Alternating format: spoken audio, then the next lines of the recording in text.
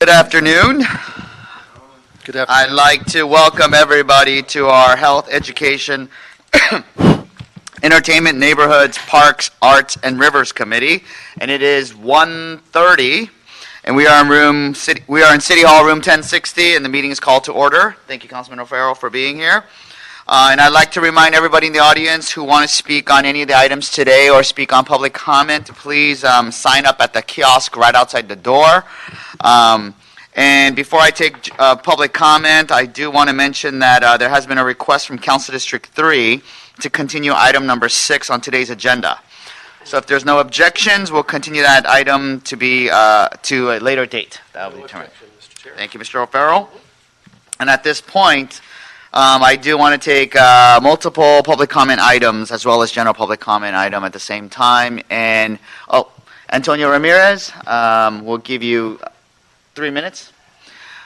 2 minutes for all, you sign up for every single item, and 1 minute for public comment. Thank you very much. Thank you.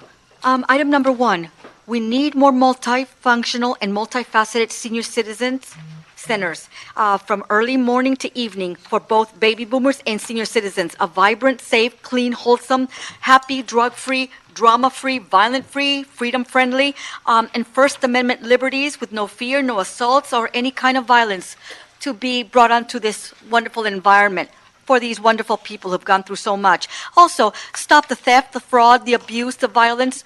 They have trust issues with solicitors, and provide them with meals, and transportation. They need a lot of help. The elderly need help. We need to help them and survive for the, technological age.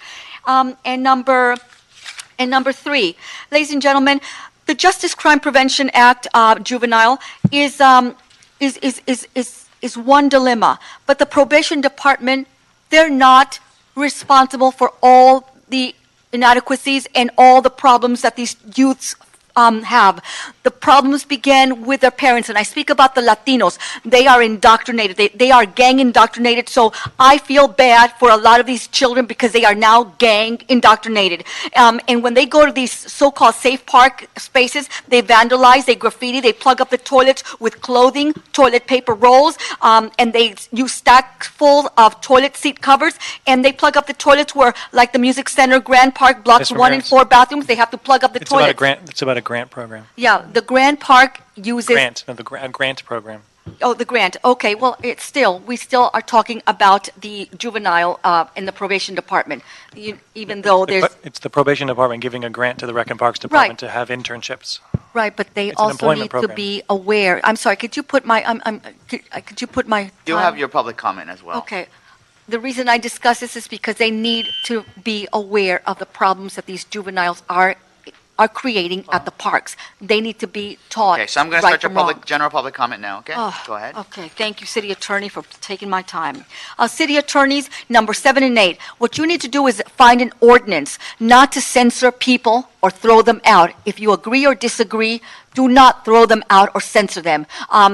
We have only 1 minute, and that minute goes like water like it is now. What you need to focus on is providing public safety, eradicating the safe haven sanctuary city, and getting ICE at full throttle, and providing, again, enforcing the rule of law.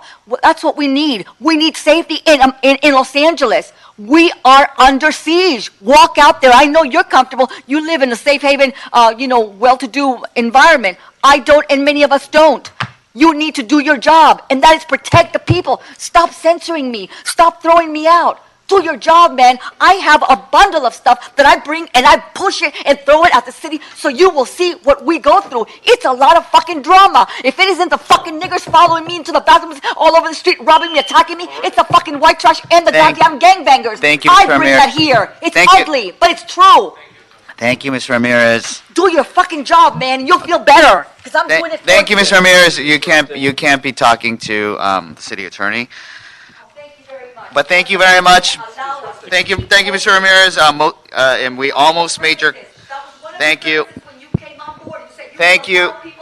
Yeah. Thank you. You're disrupting the meeting now, Mr. Ramirez. Thank you. Your comments were almost good today. Thank you. Okay, so there are no more multiple items or public comment. Mr. O'Farrell, if you don't mind, I would like to take items 2, 5, 7, and 8 on consent. Yes, agreed. Great. And for item number 1, we have a public comment item, so we got to read that in, right? Can you read that in? Yes. Item number 1 is the City Administrative Officer report relative to the proposed contract with St. Barnabas to provide senior services at the Mini Multipurpose Senior Center at the Sandra Cisneros Learning Academy. Great, thank you so very much. Ida, can you come on up? Ida Talala. Yeah. Thank you, Ida. We love Ida. You come to all the meetings. No, thank you. No, thank you for making the time out here. So, give you a minute for your for your comment on this item, please. Good afternoon. I live in Echo Park, and I am biased, and this particular place is right in my neighborhood. It has provided services, but I would like to see more services promoted and pushed, and somehow progress made over the last 3 years needs to be further built upon. But I am supportive of all the efforts done there, and I would like this supported. Thank you so very much. Thank you. Thank you so very much for coming. Appreciate your comments and your thoughts. So, if there's no objections, I'd like to approve and accept this item. And move it along. No objection. Let me just say, Ida Talala is really one of our leaders at the Senior Center in Echo Park that is ministered by St. Barnabas. So Ida, we really appreciate your presence there. And come the springtime, we will do a ladybug release in the garden. I promise you. They were out of them, and the season kind of left us a few months back when we were going to do that. But I haven't forgotten. Thanks. Thank you. Will I be invited to, Mr. O'Farrell? You will. Okay, thank you. All are encouraged. Yeah. I like to, before we go to item number 3, I'd like to open it up public comment again, because I believe there's Mr. Everett. Mr. Everett, can you come on up? I think we had Everett Banks. I think we had a problem with the kiosk. So we'll open public comment again. Take your time, sir. And then for the record, I'd like to add that Councilmember Karen Price has joined us as well. How many minutes you get to speak? A minute. I apologize. We have to be same and consistent with all the speakers. So, All right. but I'll let you finish your thoughts. Go ahead. Okay. This is have the handouts here to Mr. Farrell, Mr. Councilman. Yes. Mr. Farrell, Thank you. Attorney Price, and David Rue. Mr. Villanueva, can you reset his time? Go ahead, whenever you're ready. Okay, I'm ready right now. My name is Everett Banks, and good afternoon, guest, City Hall chambers. Okay, I come to speak on regarding the establishment of a reading laboratory for young adults and adults located at James Slauson Recreation Center and Senior Citizen Center located at 5306 South Compton Avenue, Los Angeles 90011. Now, this is long overdue, and we hope that we can have this for the youth as well. And the main thing now is that we go by the interest. For so long, people want to just thrust their ideas and their reading upon people, but if you, I guarantee you, if you have a concern for the interests of young adults and students, they will thrive and they'll scaffold and they'll make it in life. Thank you very much. Is that it? Mm-hmm. And I gave you all the thanks there. Thank you. Thank you very much. Thank you, Mr. Banks. Thank you so very much for coming down. I apologize that we could only give you a minute. We have to be consistent with everybody. You can come down and Yes, chat. and we could definitely talk to you afterwards as well if you have any other questions. Okay, and thank you for your letter. No other public comment? So I will be closing public comment. So now, item number 3. Daryl, do you want to read that into the record, please? Sure. Item number 3 is the Board of Recreation and Parks report relative to the acceptance of a Juvenile Justice Crime Prevention Act grant funding from the Los Angeles County Probation Department to provide youth services through the Clean and Safe Space Parks Youth Employment Internship Program for fiscal year 2019 through 2020. Thank you. And I wanted to pull this item, and thank you. I believe we have, is it Shinnery Stoneham? Shinnery Stoneham. yes. Thank you. I thought it was a great opportunity while this is up to actually learn a little bit more about the program. So, can you give us a little synopsis of the program, please? Sure. Good afternoon, council members. Recreation Park, we have received grants from the LA County Probation Department for the past 19 years. And so the past 3 years, we've received $504,000, $4,430. So the funds we use, I oversee the Class Park program, which is the team programs for the department. And so under that, we provide an internship program 3 times a year. It's called the Class Park Youth Employment Internship Program. Through that program, we offer 3 different classes, opportunities for the teens to learn. And it's camp counseling and leadership training, outdoor education leadership training, and crime scene leadership training. So those are the 3 classes that we use funds to offer. We service 320 teens per year through the grant. Each quarter we have 40 teens per class, so it's 120 teens per quarter. 360 total. And also through the YIP program, the teens attend classes for 8 Saturdays each quarter consecutively. It's 8 Saturdays, 8 hours a day. They have to complete 64 hours of the internship program. They attend one educational field trip, which is to the Natural History Museum. And at the end, if they complete all of those hours and attend the educational trip, they receive a $250 stipend. So the stipend is usually they get it once it goes through the accounting and everything, 2 to 4 weeks after the program. And then we reward them with the Knoxbury Farmer Fund trip, just as a reward as for giving up 8 Saturdays throughout the school year for the program. Also with the grant funds, we fund our Friday Night Extreme Teen program, which is extending our teen program hours on Friday nights to 9 p.m. There, the teens can participate in classes, cooking classes, drama, dance. That we also have intramural sports that we provide, which is handball, team handball, dodgeball tournaments, and basketball tournaments. We also do. The grant funds are also used to support our after-school programs at our 37 Class Park sites throughout the city. So that helps with staffing and also supplies and after-school snacks for the teens when they come in for the drop-in hours.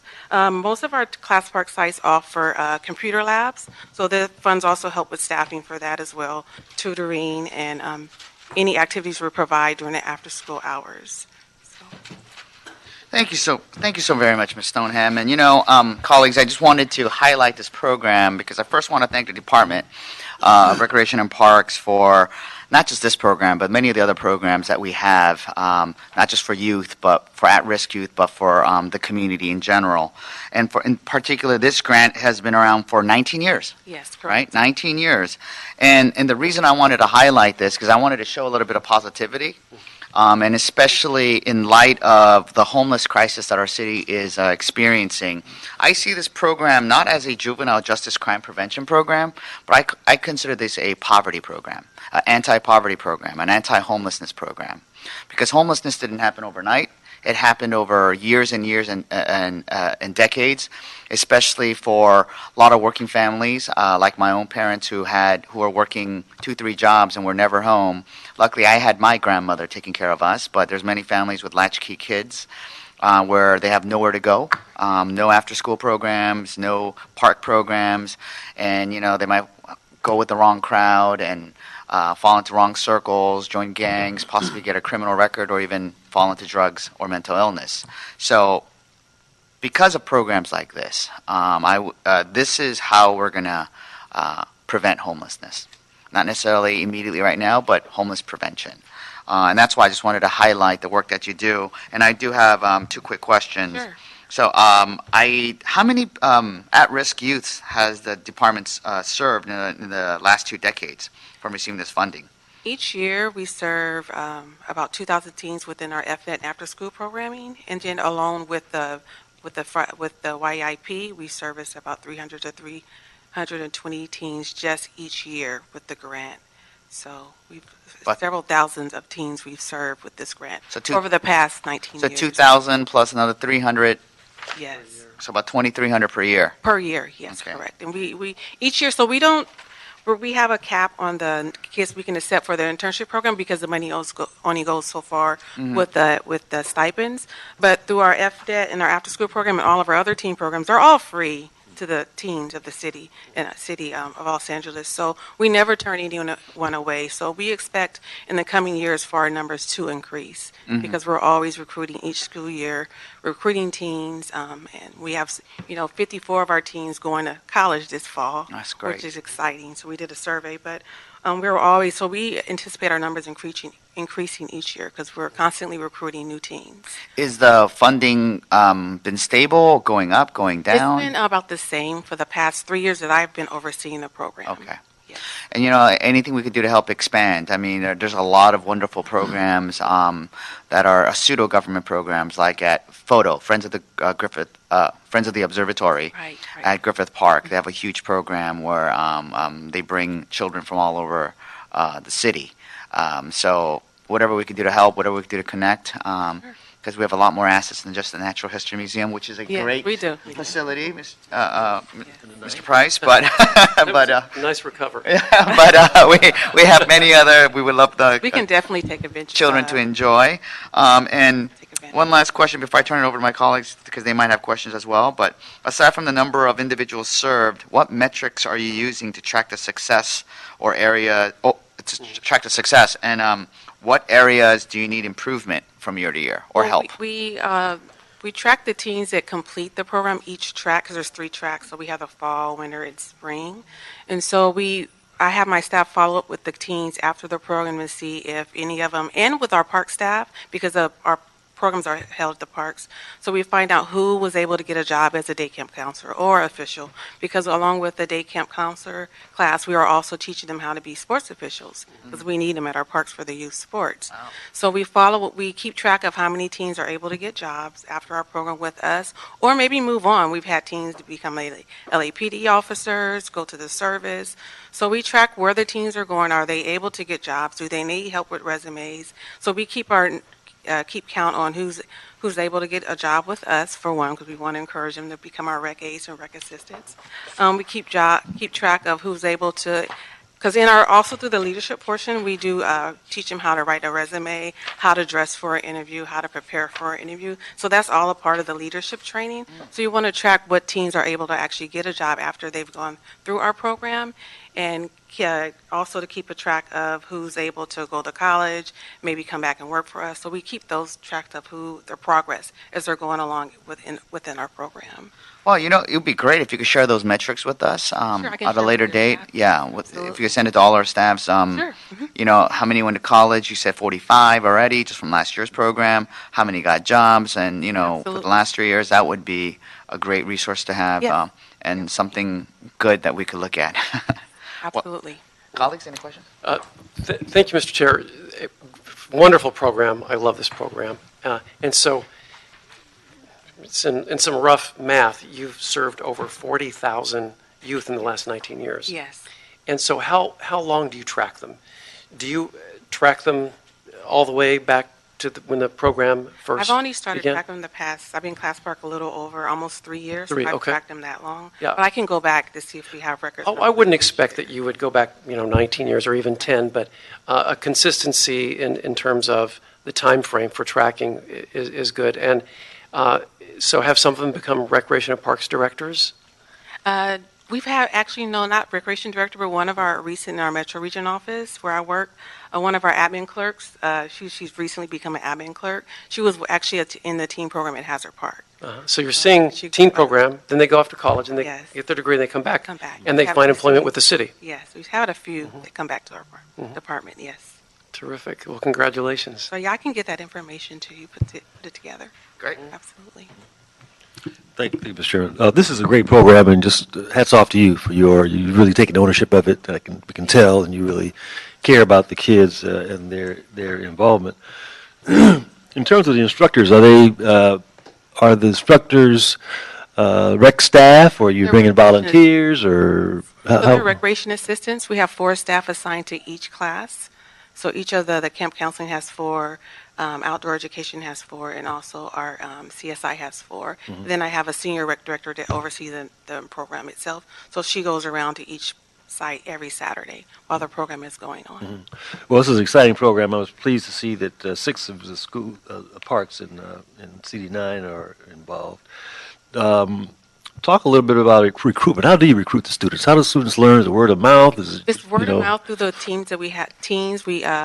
Rose in our PR, she sends out the flyers to the council district. So we have 3 regions within our department. I'm sure you're aware. So we hold each of the classes. So say this coming September, when we start on September 7th, in the metro region, Cypress Rec Center, we will hold our camp counseling class. Outdoor education will be in our Pacific region, so it'll be held at MLK. And then Sylmar in the Valley is a CSI. So we rotate the parts of the city that the classes are held, so all the teens are able to take advantage. And teens don't necessarily have to be a part of our teen program. We accept whoever's interested in being part of the program, the internship program. And then talk a little bit more about the Extreme Teens program, how that works. And I thought it was associated with Saturday night program, but it's not. Summer Lights program. No. This So is Friday separate. Night Extreme Teens is we just extend our Friday night program for the teens just to give them something to do, somewhere to hang out on Friday nights. So we provide laser tag. We have we purchased a bunch of inflatables. We do intramural sports, which This has occurs at all the become locations, all 37 all 37 locations. sites. Yes, all 37 sites. Correct. Keep up We the good work. feed them on Friday nights. So just try to give them somewhere to hang out and relax after the week of schooling. Okay. Well, we're excited about the program, and keep up the good work. Thank you. Thank you. Ms. Stoneham, I'd like to again thank you for coming today and sharing with us your incredible work. And colleagues, if there's no objections, I'd like to approve and accept this grant and move it forward to the City Council. No objection. Thank you. So ordered. Thank you. Moving along to item number 4. Go ahead. Item number 4 is a city attorney report and ordinance relative to amending the Los Angeles Administrative Code to codify the Cultural Affairs Department collection of theater, rental, and use fees to be deposited into the Cultural Affairs Trust Fund for staffing, programming, and maintenance of managed theaters. Thank you. And we have no public comment item we have no public comment for this item. And I believe there is a technical amendment that needs to be read into the record. Do you want to read that in? Oh, I'll let Ms. Gibson read it in. It comes from the department. Sure. Lori Rittenberg, City Attorney. Alma Gibson, DCA. Thank you very much, Councilman. The Department of Cultural Affairs respectfully requests to make the following changes to this ordinance.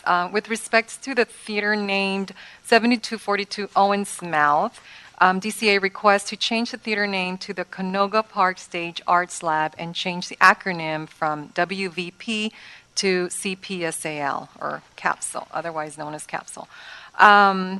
The other item is to remove the $1,000 refundable filming damage deposit for the Vision Theater on page 6 within the deposit payment section of the draft ordinance. Fees for filming at the Vision Theater are currently exempted, so we should not be including that. And basically, that's it. Those are the 2 minor technical items that we would like to have change in the ordinance. Thank you. And I have no questions, but colleagues, any questions? No? I just have, for the both of you, are you looking to actually have them amend the ordinance, the draft ordinance, or are you looking for a request to send it back to the city attorney's office to make the amendments? Yeah, I think we should send it back to the City Attorney's office. Oh, I just want- I good just- clarification. Okay. Thank you for that catch. So I'd like to make that amendment to do exactly what was just said. Accept that amendment and then send it back to the city attorney, and seconded by O'Farrell, and so moved. Thank you. Okay, great. Mr. Clerk, is there anything else on our agenda? You said this, sir. That's great. Then this meeting is adjourned. Thank you, members. Thank you. Good show.